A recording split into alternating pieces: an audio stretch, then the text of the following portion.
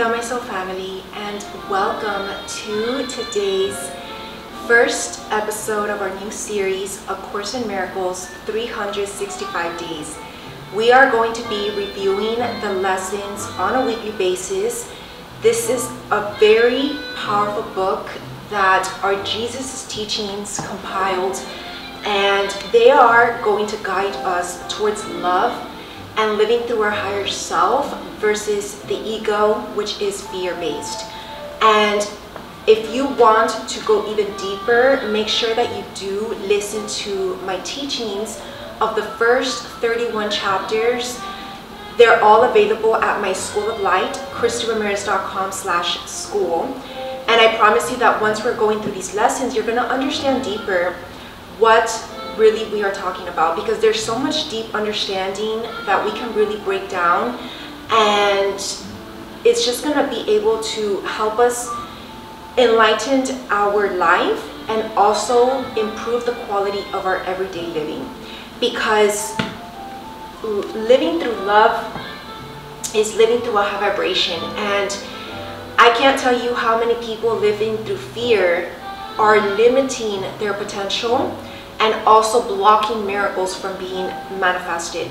And this book, A Course in Miracles, as it says plain in front of us, it is gonna teach us how to magnetize miracles, because these miracles can only be attracted in an environment where the energy is clear, we are in faith, we have trust in God, and we are in ultimate divine alignment. And this book will do just that. These teachings for the next year is going to really help us.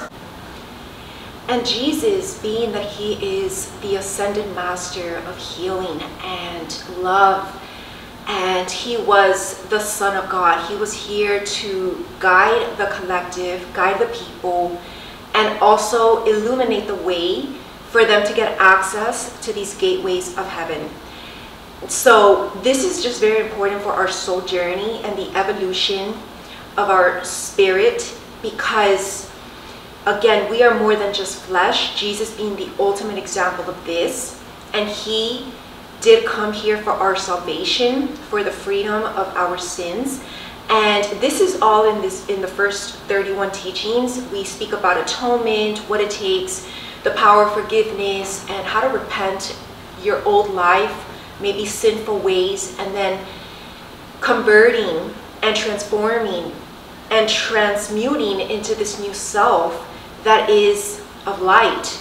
And this light is what is healing also to others. And this is how we can then do as Jesus did and walk like Christ. Remember, the word Christ that was appointed to Jesus of Nazareth means the chosen one, the anointed one. And A Course in Miracles is very specific in saying that we are all chosen since the day that we are born, because again, God wouldn't create a being if he didn't intend for that being to be chosen. Think of animals and plants being the most pure and innocent of all beings. There's nothing harmful about them because they're just so pure of heart. And humans, being that we're a little bit more evolved, have the willpower to choose either path. And so God chooses us all, but it's only a few that choose God back and choose also to follow through with the mission. And this powerful mission that we've been given is what's going to illuminate the world. And I'm sitting here in my mission, sharing what I love to teach and God's words and messages for all of us, so that we can really learn together, evolve together, and grow this year, especially before we reach the New Year's. My goal with the series, we're starting this series in May.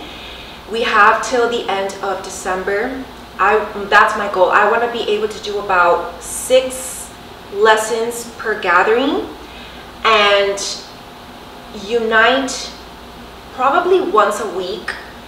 And yeah, just once a week, because God doesn't want me to overload it. And also there's just so much that goes into just one lesson as well. Like each lesson will take us about like 10 minutes. So being that we're gonna go further, maybe we'll do 2 to 3 and then see how we are there.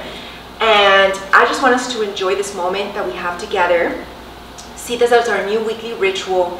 This is a little happy hour this Friday evening for me before I go out, so it's a great moment to get dressed up, have a little coffee, and just be here in this luxurious environment, because God is luxury. This kingdom of heaven is elegant, classy, and we, being that we are children of God, we are chosen royalty, we should treat ourselves the same. So let us take a moment and we will get started.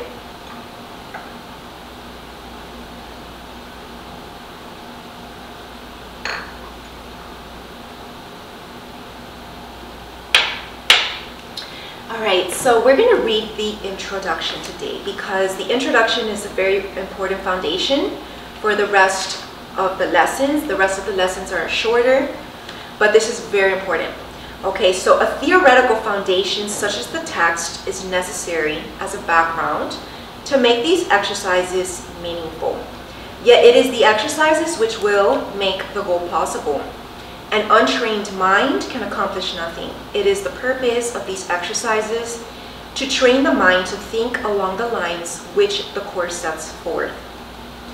So we are retraining this mind. We are unconditioning the mind that has been conditioned by society and perhaps traumatic ways of growing up, or any just negative belief systems that were instilled in you from a young age. We're needing to erase that and be here open-hearted with a blank slate of mind, and that takes a lot. That's just the work in and of itself of today. A lot of healing has to go through that, and the first 31 teachings does help you to retrain your mind. So that's why I'm saying you must take a look at this foundational teachings in my School of Light, and I promise you that it will help you to understand these deeper, and then of course have its effect in your life. These are for daily application, so make sure that you check out these teachings at my School of Light, which you become a member at ChristyRamirez.com/school. Because an untrained mind can accomplish nothing, cannot attract miracles, right? It is the purpose of these exercises to train the mind to think along the lines which the course sets forth, which is Jesus' guidelines, God's guidelines. So the exercises are very simple. They do not require more than a few minutes, and it does not matter where or when you do them. They need no preparation. They are numbered, running from 1 to 365. And the training period is 1 year. Do not undertake more than one exercise a day. And I know that that's very specific on that, but since we're doing these weekly, we can afford 6 to 7. Okay, so the purpose of these exercises is to train the mind to a different perception of everything in the world. And I do want to say that also these teachings, each episode is about 60 to 90 minutes long, so we've developed a lot of endurance. And again, you just must get like a cup of coffee or something to get really cozy and just really focus on everything that God has to say. The workbook is divided into sections, the first dealing with the undoing of what you see now, and the second with the restoration of sight. So we're in the first part right now. So undoing what we see now, that's the first part, right? So that then you can restore the spiritual sight versus just the physical sight. It's very different. It is recommended that each exercise be repeated several times a day, preferably in a different place each time, and if possible, in every situation in which you spend any long period of time. So definitely go over these videos as many times as you need throughout the week to really help you to apply it in different situations. The purpose is to train the mind to generalize the lessons so that you will understand that each of them is as applicable to one situation as it is to another. Unless specified to the contrary, the exercise should be practiced with the eyes open, since the aim is to learn how to see properly, right? And the only rule that should be followed throughout is to practice the exercises with great specificity. Each one applies to every situation in which you find yourself and to everything that you see in it. Each day's exercises are planned around one central idea. The exercises themselves consisting of applying that idea to as many specifics as possible.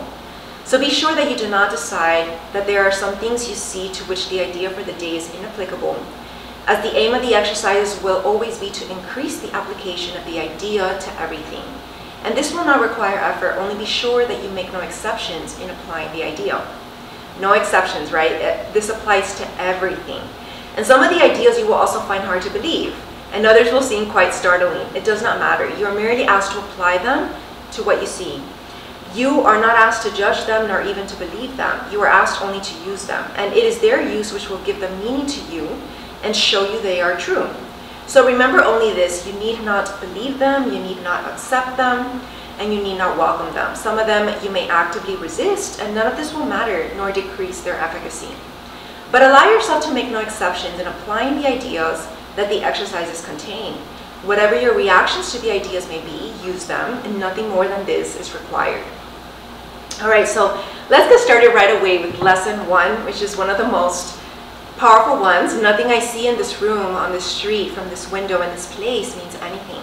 It's removing the meaning behind all that we see, detaching ourselves a bit from reality, not too much that you lose touch with reality, but definitely for when you're wanting to go deep into your spiritual journey and do some reflection. It is important to detach yourself from everything around you, everything in your life, and then see where that takes you. So now slowly look around you and practice applying this idea very specifically to whatever you see. This table does not mean anything. This chair does not mean anything. This hand does not mean anything. This foot does not mean anything. This pen does not mean anything. And then look further away from your immediate area and apply the idea to a wider range. That door does not mean anything. That body does not mean anything. That lamp does not mean anything. That sign does not mean anything. That shadow does not mean anything. And notice that these statements are not arranged in any order and make no allowance for differences in the kinds of things to which they are applied, right? This is just applying this to everything that you see. That is the purpose of the exercise. The statement is merely applied to anything you see, and as you practice applying the idea for the day, use it totally indiscriminately. Do not attempt to apply it to everything that you see, for these exercises should not become ritualistic. Again, don't get too deep into detaching yourself that, again, you lose touch with all that's around you. Because again, even though Jesus said, be of this world, but not of this world, he didn't mean completely detach yourself, because Jesus was still a part of the world. He was only guiding the world. He was a little above the people, only so that he can be able to illuminate the way and guide others. So only be sure that nothing you see is specifically excluded. One thing is like another as far as the application of the idea is concerned. And I wrote a little bit of notes here. This is like removing the darkness, the ego filter, that will, again, shield and will cover as a veil of illusion. And we are being asked to let go of these beliefs of our body and see through the light body. This is the Holy Spirit. This is how we get access to heaven, the kingdom of heaven, which eventually is home. This is about returning home, to our spiritual home. So give permission for Spirit to show you the way. Very powerful. That's like the main summary of lesson 1. Lesson 2.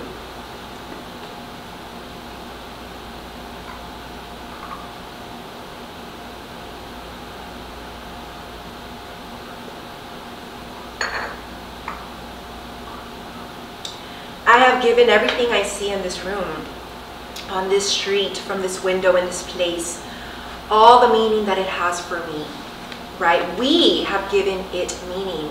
That's why it's important to remove the meaning so that we can rewrite that meaning and let God give us the meaning, the other true meaning. The exercises with this idea are the same as those for the first one. Begin with the things that are near you and apply the idea to whatever your glance rests on. Then increase the range outward and turn your head so that you include whatever is to either side. If possible, turn around and apply the idea to what was behind you. Remain as indiscriminate as possible in selecting subjects for its application, and do not concentrate on anything in particular. And do not attempt to include everything in an area, or you will introduce strain. Merely glance easily and fairly quickly around you, trying to avoid selection by size, brightness, color, material, or relative importance to you. And take the subjects simply as you see them.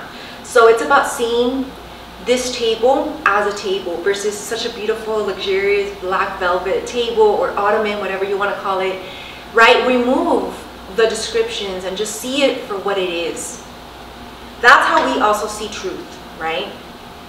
Try to apply the exercises with equal ease to a body or a button, a fly or a floor, an arm or an apple. And the sole criterion for applying the idea to anything is merely that your eyes have lighted on it. Make no attempt to include anything particular, but be sure that nothing is specifically excluded. So just exemplifying on lesson 1.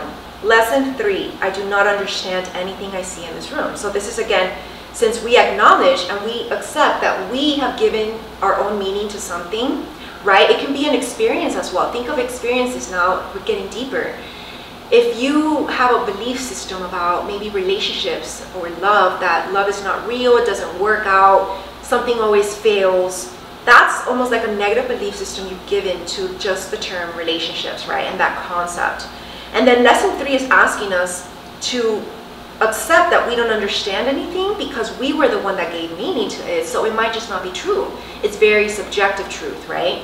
So I do not understand anything I see in this room, or about relationships, or about life in general, about anything. Again, this can be applied to anything. That's why on this street, from this window in this place, and apply this idea in the same way as the previous ones without making distinctions of any kind. No judgment here. Whatever you see becomes a proper subject for applying the idea. And be sure that you do not question the suitability of anything for the application of the idea. These are not exercises in judgment. Anything is suitable if you see it. Some of the things that you see may have emotionally charged meaning for you. Again, we've attached emotions to things and to experiences, right? And then it's almost like sometimes people generalize that to everything else. So like if you have a personal experience with pets or dogs, then you might generalize that to all dogs or to all relationships, right? And that's just not the case because everything is unique. So try to lay such feelings aside and merely use these things exactly as you would anything else. The point of the exercise is to help you clear your mind of all past associations and conditionings to see things exactly as they appear to you now and realize how little you really understand about them. And it is therefore essential that you keep a perfectly open mind, unhampered by judgment in selecting the things to which the idea for the day is to be applied. And for this purpose, one thing is like another, equally suitable and therefore equally useful. Okay, so lesson 4, now that we've got that down, these thoughts do not mean anything. So now we're going into our thoughts. We don't understand anything that we see. And now whatever mental association we've attached to what we see, we also don't understand. Our thoughts don't mean anything because they have been self-created. They are like the things that I see in this room, on this street, from this window, in this place. So unlike the preceding ones, these exercises do not begin with the idea for the day. In these practice periods, begin with noting the thoughts that are crossing your mind for about a minute. And then apply the idea to them. If you are already aware of unhappy thoughts, use them as subjects for the idea. Do not, however, select only the thoughts that you think are bad. You will find that if you train yourself to look at your thoughts, that they represent such a mixture that in a sense, none of them can be called good or bad. And this is why they do not mean anything, right? We've completely just detached whether they're also good or bad. No judgment here. In selecting the subjects for the application of today's idea, the usual specificity is required. Do not be afraid to use good thoughts as well as bad. None of them represents your real thoughts, which are being covered up by them. The good ones of which you are aware are but shadows of what lies beyond, and shadows make sight difficult, right? If there are shadows ruminating from your past, it's very difficult to see a new situation clear as day. So that's why you need to remove everything, every meaning that you've associated, so that you can start again, so that you can be restored, so that you can be renewed and rebirthed. The bad ones are blocks to sight and make seeing impossible, including miracles. That's how you block miracles as well. You do not want either. This is a major exercise and will be repeated from time to time in somewhat different form. The aim here is to train you in the first steps towards the goal of separating the meaningless from the meaningful. It is a first attempt in the long-range purpose of learning to see the meaningless as outside you and the meaningful within. So all the meaning comes from within, because this withinness is the connection to spirit, the connection that we have to God, the sacred relationship that we have with the divine. It is also the beginning of training your mind to recognize what is the same and then what is different. In using your thoughts for application of the idea for today, identify each thought by the central figure or event that it contains. For example, this thought about blank does not mean anything. It is like the things that I see in this room, or whatever it is that you are. You can also use the idea for a particular thought which you recognize as harmful. This practice is useful, but it's not a substitute for the more random procedures to be followed for the exercises. Do not, however, examine your mind for more than a minute or so. You are too inexperienced as yet to avoid a tendency to become pointlessly preoccupied. Further, since these exercises are the first of their kind, you may find the suspension of judgment in connection with thoughts particularly difficult. Do not repeat these exercises more than 3 or 4 times during the day, as we will return to them later. So now that we are nearly at a clear slate, we get to start with lesson 5 and lesson 6, and maybe we'll stop there because these are very related. So let us just take a little pause.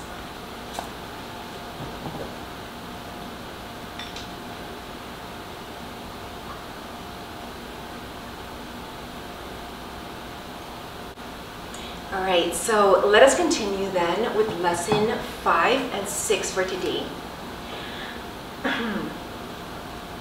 I am never upset for the reason I think. This idea, like the preceding one, can be used with any person, situation, or event that you think is causing you pain. Right? By us affirming is the word, that we are not upset for the reason we think. So we are not upset for whatever belief or reason we've made in our mind. We can choose to see from an objective mind. Apply it specifically to whatever you believe is the cause of your upset, using the description of the feeling in whatever term seems accurate to you. Now, the upset may seem to be fear, worry, depression, anxiety, anger, hatred, jealousy, or any number of forms, all of which will be perceived as different. This is all of the ego, and these are definitely emotions related and attached to the ego. So when you're living through your ego, you're very much vulnerable to becoming victim to these emotions that are very low vibrational. And so this is not true. However, until you learn that form does not matter, each form becomes a proper subject for the exercises of the day. Apply the same idea to each of them separately is the first step in ultimately recognizing that they are all the same. Right? It doesn't matter which of these emotions you are experiencing, at the end of the day, they're all the ego. So you just need to really focus on diminishing the ego, so that you can just get rid of any emotion that might be created by the ego. And when using the idea for today for a specified perceived cause of an upset in any form, use both the name of the form in which you see the upset and the cause which you ascribe to it. For example, I am not angry at blank for the reason I think. I am not angry at this person or at my life or at my past for what I think. And I am not afraid for the reason I think.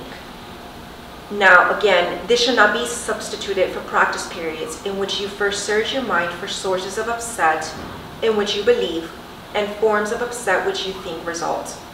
In these exercises, more than in the preceding ones, you may find it hard to be indiscriminate and to avoid giving greater weight to some subjects than to others, right? Because there's just going to be things that are going to be more hurtful, more painful, that we're going to want to attach our ego stronger to that. And it just doesn't matter what it is. We need to practice just equality when trying these exercises. It might help to precede the exercises with the statement, there are no small upsets, and they are all equally disturbing to my peace of mind. Because it can be as simple as you getting upset over maybe a phone call that disturbed you, Or you could be upset about a breakup that you had, right? Obviously, one of them is more significant than the other, but they're both disturbing your peace of mind. So really, one is not greater than the other. They're both achieving the same result. And we want to get rid of that disturbance of peace so that we can restore our peace of mind by living through love and just not letting that ego disturb us or even create fear in our life. It's just, we become untouchable. So then examine your mind for whatever is distressing you, regardless of how much or how little you think it is doing so. You may also find yourself less willing to apply today's idea to some perceived sources of upset than to others. And if this occurs, think first of this: I cannot keep this form of upset and let the others go, right? It's either one or all. For the purposes of these exercises then, I will regard them all as the same. So then search your mind for no more than a minute or so and try to identify a number of different forms of upset that are disturbing you, regardless of the relative importance that you may give them. And then apply the idea for today to each of them using the name of both the source of the upset as you perceive it and of the feelings as you experience it. And further examples are: I am not worried about blank for the reason I think. I am not depressed about blank for the reason I think. So this just applies to everything. 3 or 4 times of these affirmations throughout the day is more than enough. And then lesson 6, which is continuing this message: I am upset because I see something that is not there. So it's just reversing that. I am never upset for the reason I think. It's just that I am upset because I see something that's not there. I am choosing to believe in something that might not even be the reason, and it's creating upset for no reason, right? So the exercises with this idea are very similar to the preceding ones. Again, it is necessary to name both the form of upset. You have to be clear on what it is and what emotion is upsetting you and what you're feeling. It could be anger, fear, worry, depression, and so on. And then the perceived, because that's only the way that you can break it down. It's like giving yourself therapy. It's like you're in a therapy room when definitely doing these exercises. And then the perceived source varies specifically for any application of the idea. So for example, I am angry at blank because I see something that's not there. So I am angry at this phone call because I perceive that they disrespected me, when they might just have, maybe you were having a bad day, maybe it was one of those marketing calls and maybe they said something that was upsetting and you took it the wrong way, but really it's just you're seeing something that's not there because it wasn't intentional. And then with the breakup situation, it could be that maybe you think that there was maybe someone else, or they were lying to you about how they felt, but maybe it had nothing to do with that and it's just something more personal. Right? I am worried about blank because I see something that is not there, or stress or whatever. So today's idea is useful for application to anything that seems to upset you and can profitably be used throughout the day for that purpose. However, the 3 or 4 practice periods which are required should be preceded by a minute or so of mind searching as before, and the application of the idea to each upsetting thought uncovered in the search. Again, if you resist applying the idea to some upsetting thoughts more than to others, remind yourself of the 2 cautions stated in the previous lesson. Remember, you can't discriminate, and you can't just apply to one thing and then not to another. There are no small upsets. They are all equally disturbing to my peace of mind, and I cannot keep this form of upset and let the others go. For the purposes of these exercises, then, I will regard them all as the same. So I think that today's lesson or lessons are very powerful, and it's a great way to start the week and really start to clear our mind of any past conditioning, learn to be objective and open-minded before making assumptions about what we're feeling, any negative emotions that the ego might be creating. Again, the ego is always playing with our mind, and we need to be conscious of that. And when you are conscious of that, you can catch the ego before it has its full effect. And that's how you become stronger and how your higher self is able to guide your life, your vessel, and then live a life of more peace and love and light. And this is how then we become healers, we become walking embodiments of Christ, we become this lighthouse, and this is the only way that we can really heal ourselves. So I hope that today's message really helped you and really taught you more about this concept and A Course in Miracles, and that we're really going to go deep into this course. I love this course. This is like my 5th time teaching this course, and I really recommend that you check out and watch the full series the full episodes at my School of Light. It's an online school that I created many years ago, a couple years ago, like 4 years ago. And the past year, I refilmed that series, A Course in Miracles. So it was the best that I've ever done. And it's been completed. There are, again, 60 to 90-minute episodes at ChristyRamirez.com/school. You will see the membership link there. And I promise you that it's going to change your life, it's going to benefit your life, and it's definitely going to improve the quality of your life. Thank you for watching. My name is Christy Ramirez. I am a soul coach, spiritual influencer, motivational speaker, and spiritual teacher. Thank you again, and I will see you next time. Namaste.